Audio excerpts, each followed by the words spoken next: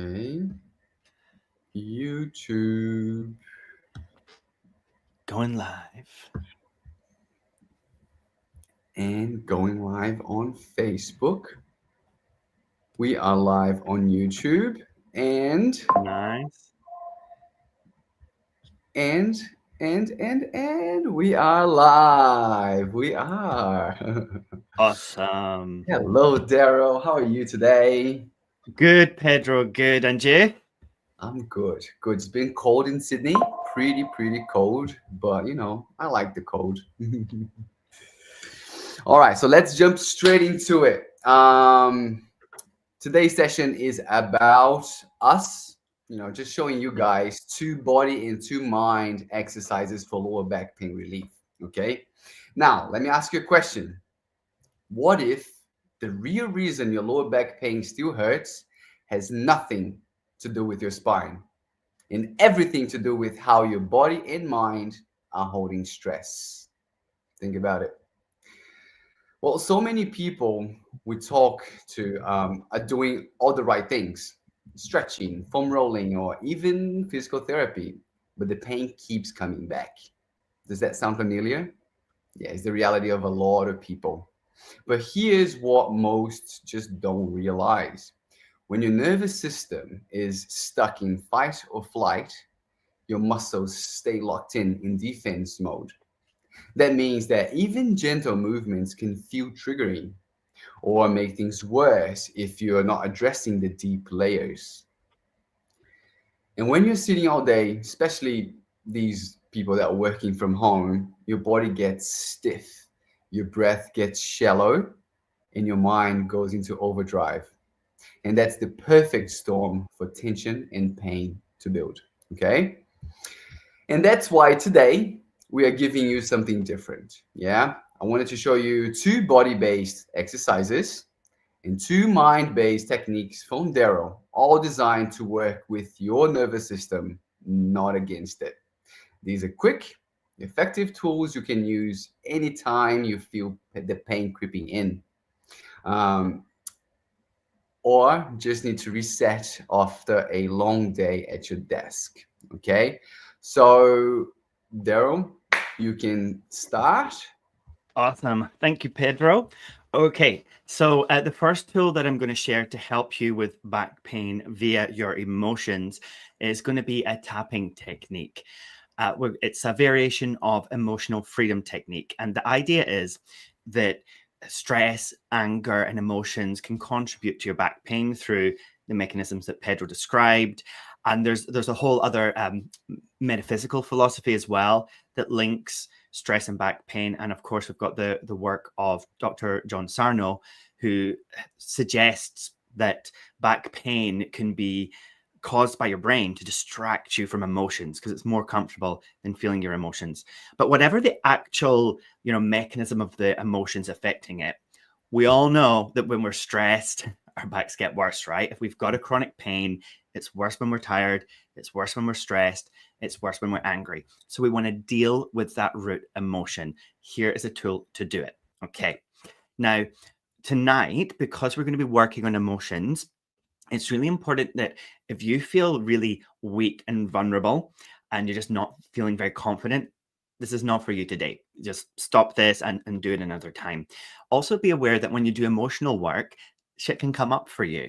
And so, if you are going to do this tonight, be prepared that if emotions come up and they're too heavy afterwards, that you know that you've got someone that you can call to kind of talk to, or that you can go and book an appointment with a therapist after. Now, not expecting this, but if 1,000 people do this, that's going to happen to someone, right? Someone is going to have something come up that they go, oh shit, I need to look at that.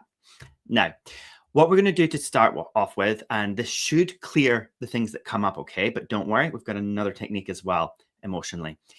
I want you to think about the issue that you think is causing your lower back pain to flare up, okay?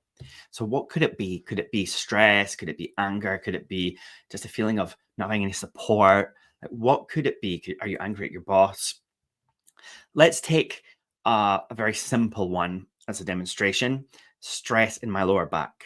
But when I say stress in my lower back, you're going to say out loud or in your head whatever you think it is. So anger at my boss, or feeling overwhelmed, stress in my lower back. Okay. So this is what we call our reminder phrase. It's to remind us what it is that's causing it. Now, the next step is to rank how strong that is out of 10. So if the feeling of stress in my lower back is an 8 out of 10 because 10 is really, really, really intense and 0 is nothing at all, then it's pretty high. 8 out of 10 is going to be pretty high. 5 is going to be in the middle, and 0 or 1, it's gone. Okay. So ask yourself, whatever emotion you're feeling right now, you can use it for anger, you can use it for stress, whatever you're feeling, come up with a phrase and a number. So stress in my lower back, 6, or I'm angry at my boss, 4. Okay, you got it? Now, what we need to do is we need to create a setup phrase. So this is going to combine the reminder phrase, stress in my lower back, with something that encourages you and makes you feel good. So for example, and I recommend just use this one, even though I'm feeling stress in my lower back, or even though I'm angry at my boss, etc., I deeply and completely love and accept myself. Even though I'm feeling stress in my lower back, I deeply and completely love and accept myself. Okay. Now, next step is we're going to start with the tapping. Okay. So we're going to get our physiology involved. This is proven to calm your amygdala. This is proven to calm stress when you do this. Okay. This process I'm taking from the Integrative Hypnotherapy Institute, who teaches this. Now we've got to find a sore spot. Okay. So you're looking at your collarbone. So feel around below your collarbone and push around until you find a spot that's sore to touch. Just rub it around, and you're looking for a bit that's a bit sore, somewhere around here. Just push in and see if you can find a sore spot somewhere around here, just below those, what do you call the collarbone knuckles? Does everybody have collarbone knuckles, or is that just me? I God, broke this mine, is you too see. far. What's it called? I don't know. Collarbone. but yeah, just there. So Oh, somewhere around there, okay? just So and then you can just start rubbing it down the sore spot and just say the reminder phrase. So for example, I'm feeling angry at my boss. I'm feeling stress in my lower back. Stress in my lower back. Okay. And now we move to the tapping, and we're going to say the setup. So even though, and you guys just follow me, even though I'm feeling angry at my boss, even though I'm feeling stress in my lower back, I deeply and completely love and accept myself. Even though I feel stress in my lower back, now we're going to move to the eyebrows. Even though I feel stress in my lower back, I deeply and completely love and accept myself. Side of the eye, even though I feel stress in my lower back, I deeply and completely love and accept myself. Under the eye, even though I feel stress in my lower back, I deeply and completely love and accept myself. Under the nose, even though I feel stress in the lower back, I deeply and completely love and accept myself. The chin, even though I feel stress in my lower back, I deeply and completely love and accept myself. myself. Okay. And now we're going to shorten it to just the problem. So angry at my boss, stress in my lower back, angry at my boss, whatever it is, feeling overwhelmed.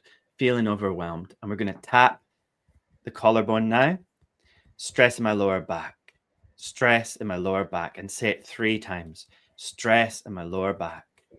Stress. Stress.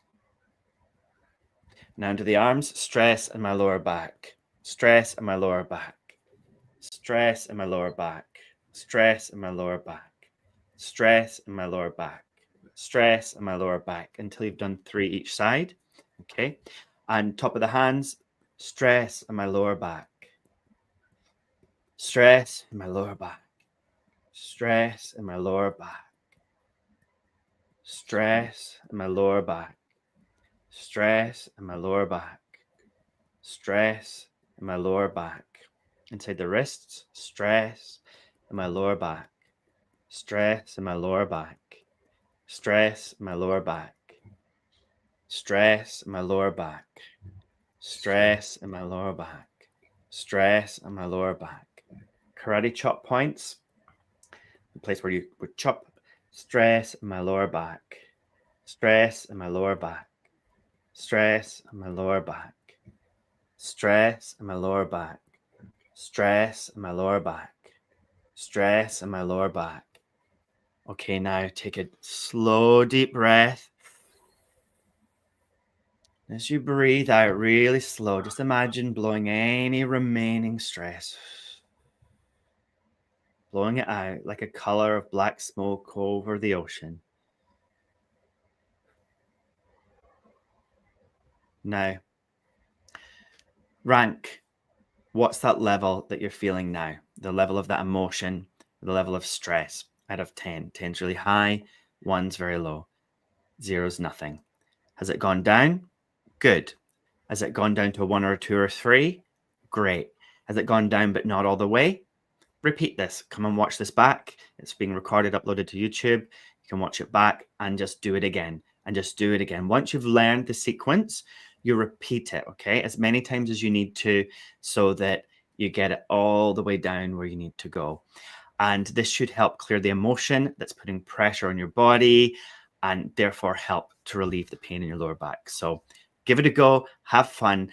And if something came up for you that was really strong, call a friend or reach out to us for support. On to you, Pedro. Nice question. Why the tap? Like, what does it do? So we're working with acupressure points.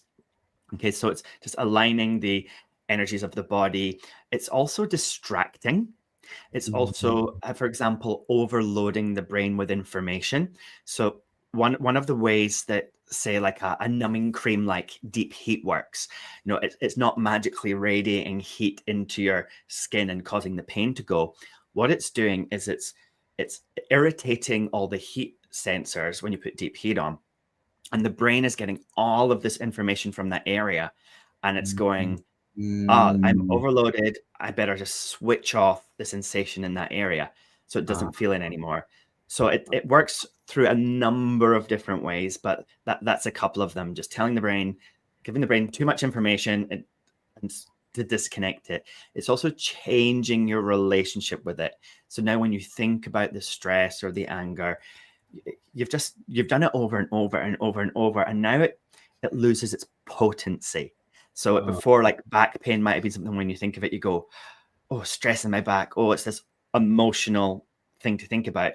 But after doing this just once, when you think stress in my lower back, it's now associated with calmness, with tapping, with sensation. So yeah, it's quite a simple technique, but it's got lots of layers. So yeah, give it a go and repeat it as many times as you need.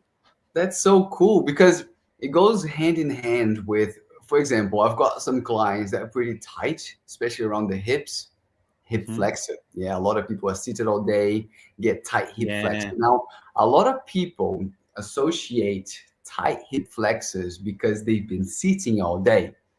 Not really, because if that was true, if that was true, yeah, because you're seated, that muscle gets tight. If you have your arms bent because you're working, by the end of the day, you're gonna walk around like a dinosaur. Yeah. And it's not true, right? So often enough, the reason why a muscle is tight is because your brain perceives that muscle as weak. And it's not safe enough to have that muscle moving, because if it's moving a lot and it doesn't have enough strength, that could compromise our well-being as human beings. And our brains are always trying to protect us from danger. So if we have a loose muscle or a weak muscle, that affects our survival as species. So as a protective mechanism, it tightens the muscle. So a lot of people with tight hip flexors, they see a lot of or gurus on the internet say, you got to stretch your hip flexor, you got to stretch your hip flexor. But it's not always the case. I had some clients that had really tight hip flexors. Then when we tried to stretch it, it made it worse because it's not what your body was asking for. It needed strength. Once your brain understands that that muscle has enough strength, it loosens up. So, for example, we all have tightness, but if you pass out right now, you would be able to move your joints in every single direction. You wouldn't be tight at all. You could bring your knee towards your forehead if you passed out. So the only thing actually holding you or getting you to feel tight is your brain. Just like Mm. people that are experiencing lower back pain, yeah, they avoid movement because it hurts.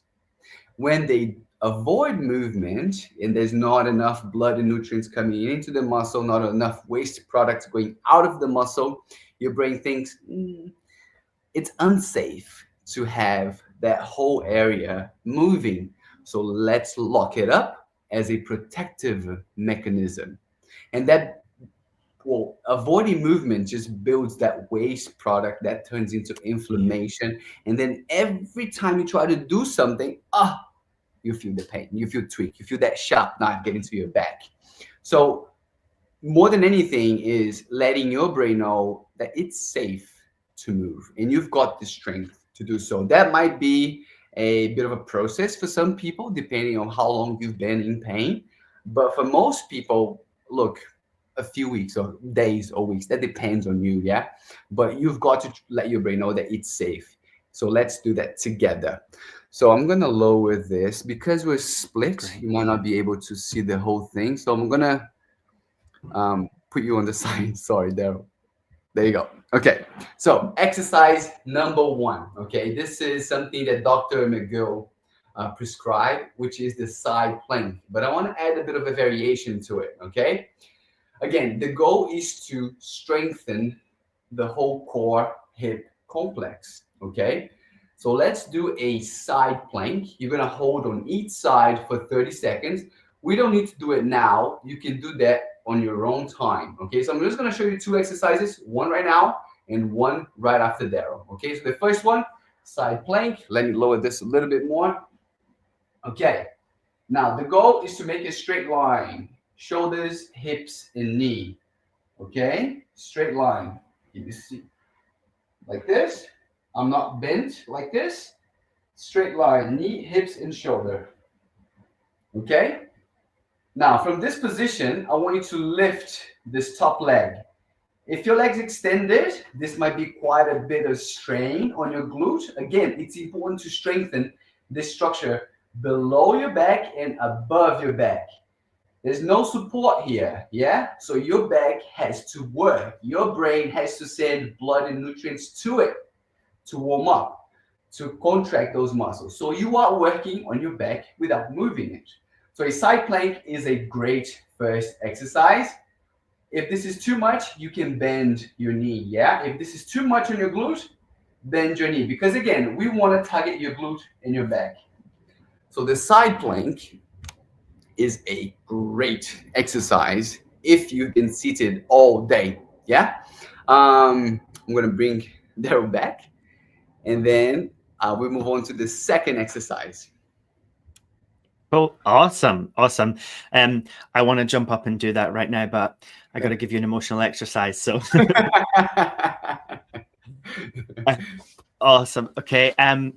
Right. So what we're going to do is this is going to be a short meditation, okay, a short hypnosis that's just going to help to clear something that might be causing back pain. And look, it's a sensitive one and it is a topical one. We're going to work with forgiveness today. Now, I am a huge fan of forgiveness not being a one-time event. You know, people always say, "Oh, you want to let something go? Just forgive them and move on." Or people say, "Oh, I've forgiven them. I've forgiven them." Forgiveness is a process. It's not an event. Forgiveness is when you've completely let go of something and it doesn't affect you anymore. Forgiveness isn't saying, "I forgive you for what you did to me that was bad." Forgiveness is once you feel it, you mean it, or you just let it go. And like maybe you don't want to forgive somebody today, but maybe you just want to let go of what unforgiveness does to your body. Okay. So I want you to think, have you ever felt anger or guilt or unforgiveness and you felt a tightness in your muscles? Because these emotions are some of the harshest, okay? Resentment is one of the key emotions that if you feel resentment towards somebody, towards a situation in your past, it's going to lock up those muscles, right? So we must get rid of it. Forgiveness is going to reduce the emotional weight. It's going to ease your back pain, okay? Now, it doesn't mean condoning the actions of what somebody did to you or what you did to yourself, because I do recommend you start with forgiving yourself today, but feel free to choose whoever you like. And it can feel really, really hard, but it's important. This is for your body. This is for your health. This is for your life. So why not empower yourself with some forgiveness today? Okay, just do it. Just go and forgive yourself, okay? Right. So you can sit down, you can lie down, and it's going to be really nice and short. Close your eyes and just take a deep breath and just think of something light that you would like to forgive. I would like to forgive myself for sleeping in this morning.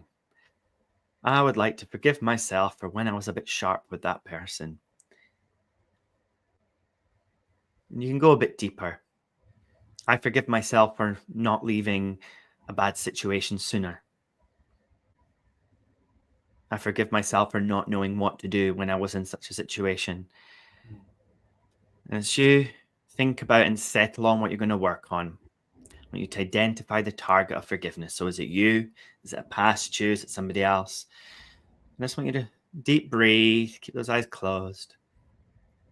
Just notice, what is the emotion that you feel when you think about the situation? Is it resentment? Is it guilt? Is it shame? Is it something else? And just notice that emotion and don't judge the emotion. Just notice it. Whatever you feel, it's how you feel. It's okay to feel how you feel.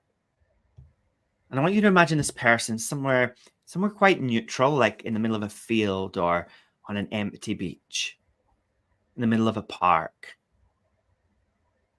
Somewhere nice and neutral and quite relaxing. Just imagine this person, the sun shining on them. And you're calm, you're strong. And I want you to feel any negative emotion that you're feeling in regards to this person as you take a deep breath. Feel that emotion like a weight, like a big heavy stone of resentment that's just sitting in your lower back. And remember, forgiveness doesn't mean condoning actions, and forgiveness is not like a one-time thing. Forgiveness is a process where you let go of things, okay? But just by saying I forgive, it's kind of saying I'm ready to let go. I'm ready. I want to do this now. And it starts that process. So just breathing deep still, just say in your own mind or out loud, I forgive you. I forgive you for my own peace. Or I forgive myself if it's yourself you're forgiving. I forgive myself for holding on to this pain. I forgive myself for that situation. I forgive you for my own peace. I forgive you. See the sun shining on that person. It's bright, it's lighting them up. And even though you did this thing, I love and accept myself completely. And even though that thing happened, I love and accept myself completely. I forgive myself. I forgive myself. I forgive you. I forgive you. I forgive you for my own peace, for my own state of mind. I disconnect from unforgiveness. For my own peace, I disconnect. I let go of any attachment to anything that happened in the past that's causing me pain. For my own peace, I disconnect. I let go. And even though it happened, I love and accept myself completely. And even if you can't forgive them right now, that's okay. Just send out unconditional love. Let it surround that image. Let it heal them and heal you in the space between you. Whatever wounds existed that were allowed to happen because of events, just imagine unconditional love filling those wounds up, healing them up. Now, take a deep breath. As you breathe out, just let it go. It's gone now. It's not happening now. You're in the now. That's in the past. You're in the present. You're stronger. You're wiser. You've learned from it. The same thing will never happen again. You're a different person now. Imagine a river going past that person in that field or by the beach or wherever it is. Or you can imagine a deep hole. And I want you to take that heavy stone from your back, heavy rock, and just in your mind, just throw it into the river to be carried away, or throw it into the hole, throw it into the ocean. Just get rid of it, that big, heavy rock. Just imagine throwing it away. Deep breathe. And as the rock goes in, it tumbles, it breaks up and turns into light and disappears. And just feel your lower back lighten. Feel the muscles in your body relax. Notice a warmth or an ease spreading through your body. Maybe a tingling somewhere in your body, in your fingers, on your lips. Tingle somewhere in your body. Take 3 deep breaths. Each deep breath, breathe in calm and breathe out tension. Breathe out any remaining tension from your back.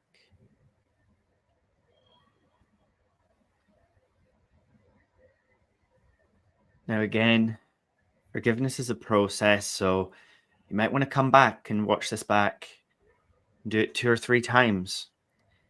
Do it every day or every week until you're sure you've completely forgiven that person or that situation. And if you find resentment returning at some point, maybe you see this person, just take a deep breath and say, I choose peace for my body. I choose peace for my body. And it's okay if it takes time. It's okay if it didn't happen right away or if it takes multiple times. Each attempt lightens the load. Each attempt at forgiveness puts you closer to it. It's setting your brain's intention. It's setting the intention to disconnect that emotion from your body. So don't worry if it takes a few times. Don't worry if it feels too hard. Don't worry if you get stuck. Start with a smaller issue. Start with something lighter. Work through that and then come back to the heavier thing. If you journal, if you're a journaler, and even if you're not and you're keen on trying journaling, one thing you can do is journal about how you felt before doing the exercise, how you felt during the exercise emotionally, and how you felt after the exercise, how you felt emotionally after it, and how your body responded. This will help tune you in to what's working for you. Okay. Now, if you like forgiveness techniques like this, forgiveness is a really core tool. Like stress reduction and forgiveness are really core tools in the VITA method. So if you want to really be free from pain, take a deep dive into emotional release through doing that 90-day mastery. But otherwise, just watch this back. You can just watch the same one and you can use the same video for each thing over and over. If you feel a bit yucky after and you've got some emotions, go back and do the tapping and tap it out. Tap out the emotion. Even though I feel yucky, I love and accept myself completely. All done. Thanks, Pedro. Back over to you. Yes. Forgiveness, eh? Hmm. A lot of people are so hard on themselves. For example, if you ask a child to do a task and the child does it wrong, do you get angry at the child? No, you forgive because the child doesn't know better. So many of us are experiencing life or an event for the first time, and then we try to deal with that thing, and they're like, yeah, it didn't go according to what I thought it would go, and then you just give up. For example, back pain. A lot of people tried so many things in the past. They tried, the pain came back. They tried again, the pain came back. And they feel like a failure because they tried and they failed. But it was your first time trying that one thing. There are a spectrum of things that you can do, and this is not a cake recipe. You have to forgive yourself and try as many as you need to get out of pain. It's going to be your first time trying each one of these things. Yeah. So yeah, great, nice. All right, on to the next. Now, this is about actually moving your lower back. Now, a lot of you are going to be like, I don't want to move because it hurts. So let's first understand it. Yeah. So Daryl, I'm gonna ask you for 2 minutes. All right, here we go. So let me lower this. Okay, so first is to understand. what your back can handle and what your back cannot handle. Okay, and the best way to do that is by doing it. So the second exercise is called Superman, but we're gonna test it with a cobra. Okay, it looks like this: chest on the floor, hands under your shoulders. Before you do anything, take a couple deep breaths, and again, you letting your brain know that you're safe. Okay, that you can move. All right. So once you've taken 2 or 3 deep breaths, you're gonna start moving. So push yourself up a little. Stop. Ask yourself, is this causing me more or less pain, or not? No pain at all. No pain. Carry on. Push yourself a little bit higher. Is this causing me pain? A little. So this is your end point. You do not go above that. So many people, when they try to move, they go from here to pain, straight into 100. No, go 10, and then 20, and then 30, and then 40. Slowly progressing, so you can actually understand, yeah, what is the threshold? How high can you go? Okay, now the second part of this exercise, arms ahead of you, legs behind you, yeah? You're gonna lift the opposite limbs, okay? For some of you, it's just lifting one arm. That's enough to work in your lower back. Some of you might be just lifting one leg, maybe lifting both legs. Now, if you want to take a notch further, you lift opposites. Again, respecting how high you can go, okay? So if it's just this, it's just this height, okay, and then change sides. So again, you have to try what works best for you. Is it just lifting one arm? Is it lifting both arm? Is it lifting one leg or both legs or the opposite limbs? Try. Be curious, understand what your back can do and what it cannot do. If you want to know how long you should do this, maybe 5 to 10 reps on each side. Slow, control. Don't hold on to your breath.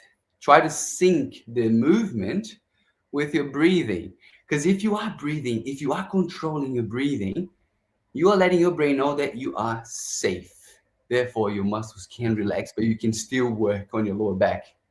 Anyway, and for the plank, 30, 45 seconds on each side. See how long you can hold. There's no right or wrong. If you can only hold for 15 seconds, guess what? 15 seconds it is. So try, understand what feels better or worse, but try. Do not give up and forgive yourself if you failed in the past. Yeah. And it's going to be, if you guys have been following along watching this video, and if you actually do the physical and the emotional exercises 1, 1, 1, 1, it's such an ideal way to do things, because what you'll see is that after doing an emotional exercise and releasing an emotion, you feel more free and you're more able to do a movement. Or if something comes up while you're doing the emotional clearing, you'll be able to burn it off by doing the physical stuff. And vice versa. If you do the physical movements first, you feel endorphins, you feel happier, you feel strong. So then when you do the emotional exercises, it's easier. They complement each other so well. And I say this because brain change happens with repetition. Nervous system change, the relationship between your brain and body, happens with repetition. If it worked for you, if it's helping, come back and repeat the whole thing and do all 4 techniques again in a row. And again, that's how the Vita method works. We're going to go from physical one day to emotional the next, physical, and we just rotate through things so that as you feel stronger, you can do more. And as you do more, you can be stronger. And it just keeps going and snowballing. So that was awesome, Pedro. And thanks for the demonstration. Hope you guys are going to give it a try. Yeah, and thank you for watching this. I hope this helps. If it doesn't, let us know. Like, what do you want to see? Like, let us know. We are here to help. Yeah. So have a great week. Try to do these exercises. Follow us, and please subscribe. Yeah. 95% of the people who are watching this right now just do not subscribe. And this is just me and Daryl. Yeah. So if you want to help two hardworking guys help us out, and just by clicking follow or subscribe or whatever. Um, Thank you, Thanks, and I'll guys. see you guys next week. Thanks, Pedro. See ya.